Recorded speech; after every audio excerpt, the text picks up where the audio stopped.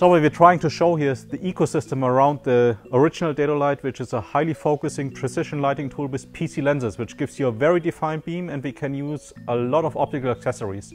One of them being the Imager lens system, which with the enhanced condenser system can be used on our LED systems to give you precise lighting setups. So we can have the Imager lenses for all the precision work, we can have E-flagged, we have some light stream, we have our DPI filters, and we're going to show you in detail a small mock-up scenario.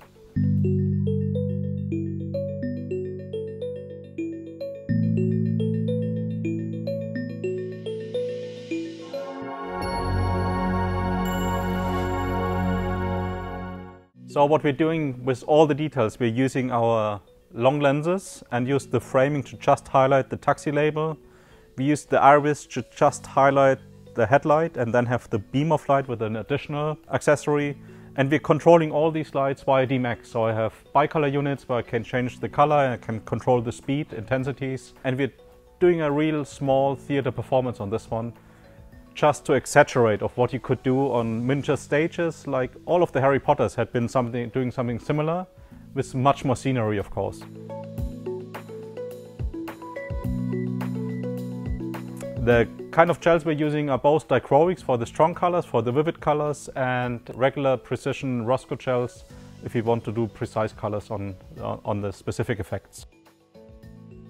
On the effect we're doing on the side of the door, we wanted to have the highlight on the label of the taxi, but we want to blend in, and the DPI is just taking out the sharpness. If you defocus a light, you have blurriness. What we're doing with the DPI filter, we're just softening the edges, which is a unique effect which you can use very often in product shots, in eye lights, and it's a commonly used tool nowadays, but many people are not aware of the accessory for our lenses. So what we're showing here is kind of the ecosystem of a Dedolight system, because we're starting with a very precise focusable system. Of course, the more precision you light, the more tools you need, but you have all the creative effects. So we're not only using the iris for the round effect and the framing, but we're also using the gobos in the background.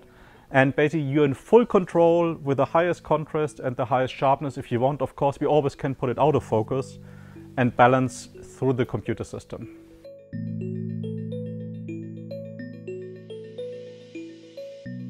Well, E-flagged to us and to many of our customers became something really natural to use, because nowadays a lot of people are aware of a reflected light, which is typically a solid surface, but what we're having out there in the nature is typically a blend. And E-flag in this scenario gives us a breakup, which in traditional theatrical lighting you would use a couple of gobos, and by just bouncing the light on the E-flag, gelling it, we get this very nice natural looking skylight coming through a roof onto our scenery. In this setup we're using a light stream reflector that's actually bouncing an Imager framed system onto the whole side of the car to give us this very nice fill on the side.